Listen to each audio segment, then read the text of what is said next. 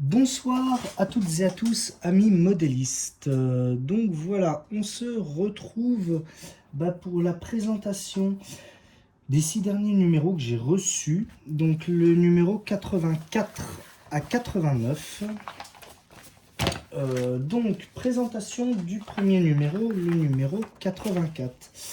On va parler de l'Étoile du Nord. On va continuer sur la lignée des grands trains de luxe.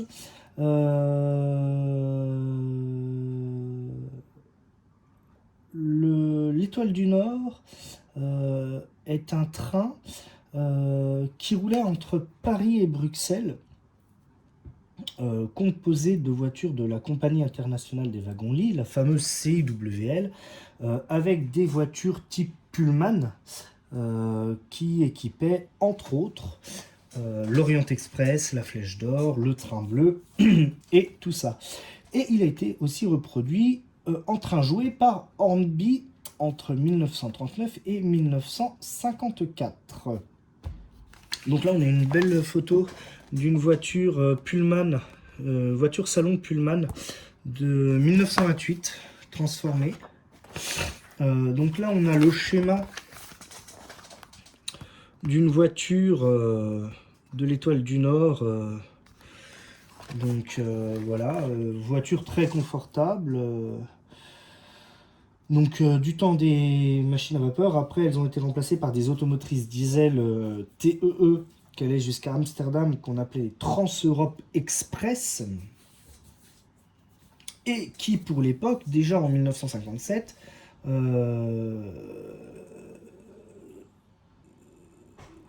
qui avait quand même beaucoup de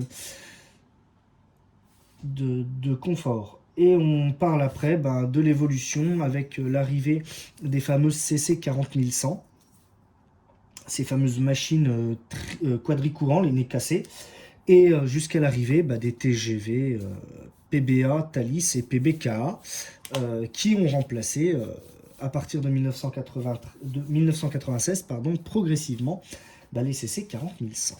Donc voilà. Nous allons parler de Chaumont. Et à Chaumont, les 241P vont à l'est. Effectivement, plus l'électrification de la ligne 4 avance sur Paris-Strasbourg et Mulhouse, et plus les 241P vont être repoussés sur l'est de la France, et notamment à Chaumont. Donc là, nous avons une photo du viaduc de Chaumont, et ici une photo aérienne du complexe de la bifurcation de Culmont-Chalindré. Donc voilà, montage de la 241P. On va continuer de monter la face avant du tender pour pouvoir l'atteler derrière notre machine, avec la passerelle côté droite, le stocker et la planche. Donc voilà les pièces. Le stocker est en plastique et la passerelle elle est en métal, avec voilà les planches en bois pour le charbon et tout ça. Donc voilà comment ça se présente. Ça va finir de compléter la face avant du tender qu'on fixera définitivement dessus. Donc voilà. Le numéro 85, on va parler de l'Oiseau Bleu. Encore un train de luxe de la Compagnie internationale des wagons-lits avant de devenir un TEE. Il circule à partir de 1929 entre Paris et Anvers, et ceci jusqu'au milieu des années 80. Il reliait Paris à Anvers, et composé donc de voitures Pullman aussi. On a une photo de la gare d'Anvers là, qui a été construite en 1910, donc une photo qui est assez récente, avec la grande verrière de la gare d'Anvers. On parle de la crise des années 30 qui a frappé les trains de luxe. Les trains de luxe n'ont pas été épargnés. et ce jusqu'à l'arrivée des Trans-Europe Express en traction diesel ainsi que en traction électrique. La fin de la ligne 4. Alors, l'arrivée des Trans-Europe Express marque sur la glorieuse ligne 4 la fin d'une époque légendaire. Et oui, toutes les automotrices diesel et électriques ont évincé les machines à vapeur pour donner place aux rames tractées. Et là, on a eu les photos des machines qui ont remplacé les machines à vapeur. Donc une A1A, A1A 68 000, les CC 72 000 et 72 100, et les fameux TEE RAM qui étaient de fabrication hollando-suisse et qui ont circulé sur Paris-Bâle. Donc voilà. Et on parle aussi de l'arrivée des TGV en 2007 sur l'est de la France, avec la LGV Est. Et on parle aussi de la LGV Rhin-Rhône en 2019. Donc là, le montage de la 241P, on va toujours monter, là on va être axé que sur le tender. Et là on va monter le plateau arrière du tender, qui est ici, donc qui lui est en plastique, à ma grande surprise. Je croyais qu'il allait être en métal, mais non, il est en plastique. Donc numéro 85, sur lequel on va fixer en dessous le circuit imprimé pour avoir toute la continuité électrique, interrupteur son, interrupteur fanaux et éclairage cabine, ainsi que l'interrupteur du fumigène. Voilà, donc il va falloir ressortir le numéro 33 qu'on avait reçu, qui lui a été composé intégralement du circuit imprimé. Le numéro 86, le Night Ferry, le train ferry marchandises Dunkerque-Douvres. Depuis 1936, ce train qui prend le bateau la nuit fait rêver. C'est ni plus ni moins que l'ancêtre du tunnel sous la Manche. Rappelez-vous là dans la présentation des numéros 77 à 83, il nous avait parlé du train qui partait de Paris, qui allait jusqu'à Londres en passant par Douvres et Calais et Dunkerque, et qui montait en bateau. Donc voilà, c'est le Night Ferry, donc train toujours composé de voitures de la CIWL, toujours nos fameuses Pullman, ainsi que comment ils chargeaient une rame dans le bateau. En fait, ils scinderaient la rame en deux, ou en trois, suivant le bateau, ce qu'il pouvait contenir. Il y avait 2 ou 3 voies sur lesquelles on pouvait garer 4 ou 5 voitures, et on pouvait permettre aux voyageurs de traverser la Manche sans pour autant descendre du train. L'ère de la traction diesel. Et oui, en 1948, la SNCF a commencé à, bien avec la crise du charbon aussi, se tourner vers d'autres moyens de traction, d'autres modes de traction que les machines à vapeur, qui étaient un petit peu coûteuses et onéreuses, aussi bien en charbon que en entretien. Donc l'ère du diesel a commencé à arriver. Et les machines à vapeur, à partir de 1960, 65, ont commencé à être progressivement garées bon état, radiées, pour être remplacées par des machines diesel. Donc le montage de la P avec le 86, le numéro 86, donc là on va monter tout ce qui va venir sur le haut du plateau de tender. on va fixer définitivement les Soutao. Donc là, on va monter la Soutao côté gauche. Donc voilà la Soutao avec une pièce en plastique avec ses charnières et sa tige. Donc ça, c'est des numéros qui vont être assez rapides à monter. Le numéro 87. Alors, on va parler des États-Unis, de Durango à Silverton. On va parler de l'ancienne ligne du Far West de Denver jusqu'au Rio Grande Western. On va parler du train des cow-boys, en gros. Le réseau est un réseau en voie de 3 pieds 914 mm. C'est même pas de la voie de 1 mètre, c'est de la voie de 90 cm. Je ne connais pas cet écartement. Donc voilà, avec là une photo dans les années 1900 d'un train à vapeur, comme on le voit dans les westerns. Hein. La ligne, le schéma de la ligne et les photos de trains à vapeur américains et des machines américaines qui circulent dans le Rio Grande.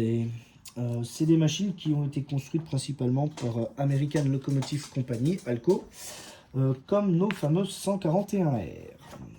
Le dépôt du Mans.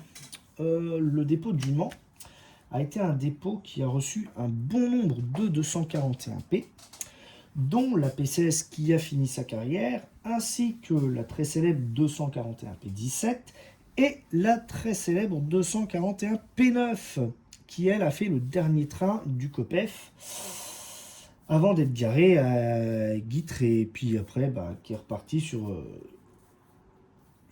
Toulouse pour se faire restaurer, pour se faire remettre en état de marche. Voici d'ailleurs une belle photo de la P9. On continue le montage avec le numéro 87 qui va être exactement le même que le précédent, que le 86, sauf que là on va monter la trappe de la Soutao côté droit. On a monté côté gauche, on va monter côté droit. Donc là le numéro, je vous le présente, donc voilà le même, hein, la charnière, la trappe, la tringlerie. Je vais pas le détailler dans le montage puisque j'aurais fait le côté gauche, la procédure sera exactement la même pour le côté droit. Donc comme ça au moins. Hop. Numéro 88. Alors le 88, on va parler de l'Alaska. Terre américaine, donc réseau américain. Oui, mais en Alaska, les choses cachent des enjeux importants et le réseau ferré est une affaire d'État. La raison pour cela, la Russie est juste en face et le Japon n'est pas loin. Effectivement, l'Alaska est un pays sur le continent américain, mais proche de la Russie et du Japon.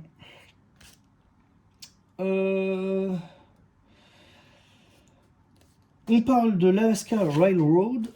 Donc là, on a une vue d'une machine type 140. Alors, toujours réseau en voie de 914 mm. Ils aiment bien le 3 pieds. Et les machines américaines de maintenant, actuelles, hein, qu'on connaît, et qu'on a l'habitude de voir. On parle de la guerre 39-45 et des années noires au lendemain de la guerre. La Mountain Eta. La Mountain Eta est la plus puissante locomotive à vapeur française. Cette unique 241-101 est devenue 242 A1 et qui n'a jamais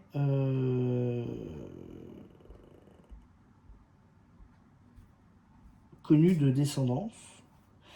Et l'ombre des 241P lui ont été fatales. Donc on parle de cette machine qui n'était qu'un prototype qui n'a jamais eu de machine de série. Ça a toujours été un prototype et ça l'est resté. Donc voilà. Dans le montage du numéro 88, nous allons monter les interrupteurs. Nous allons monter le tableau gauche et droit des interrupteurs pour les interrupteurs de la machine. Et les interrupteurs seront cachés dans les sous-Tao. Donc voilà comment ça va se présenter. C'est en plastique, hein, tout est en plastique. Et celui qui a deux, il y en a un qui a un trou et l'autre qui en a deux. Celui qui a deux trous, il aura l'interrupteur du fumigène et l'interrupteur du son. Et celui qui a qu'un seul trou, c'est l'interrupteur pour les fanaux. Donc voilà, c'est pas bête d'avoir foutu ça dans les caisses à eau. Au moins ils seront protégés. Le dernier numéro, le numéro 89. Le Bagdad Ban. La grande aventure allemande qui s'est perdue dans les sables. Ok, alors, on va partir sur la Mésopotamie. Donc là, on a une photo de la construction d'une ligne de Mésopotamie en 1910. On va parler en fait, on part en Arabie Saoudite et au pays de l'or noir. Hein. Donc voilà. Avec des petites machines qu'on trouvait en Irak, là. Les petites machines à vapeur, des petites 0,30, sympathiques. Et les voitures de l'époque. Des petites voitures à essieu. On parle du projet, de la partie de poker risquée et ce qu'il en reste à l'heure actuelle. Apparemment, il nous explique que depuis les années 2000, ils envisagent de reconstruire en intégralité la ligne avec mise aux normes, mais que le silence est le plus total dessus. Nous allons partir sur la ligne de Cherbourg. La ligne de Paris à Cherbourg, née à Mantes-la-Jolie, sur la ligne de Paris-Saint-Lazare au Havre.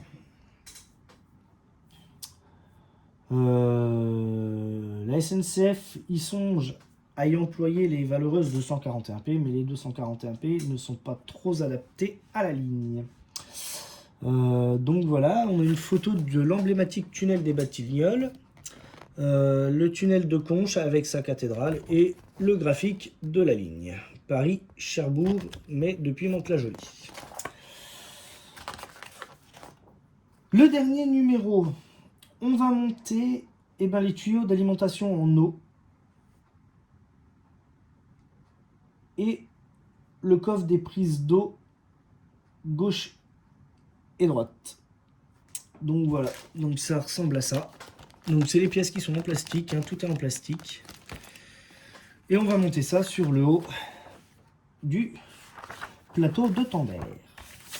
Et bien voilà, et bien écoutez, et bien les numéros que je vous ai présentés, voilà, et bien on se retrouve tout de suite pour le montage. Allez, à tout de suite.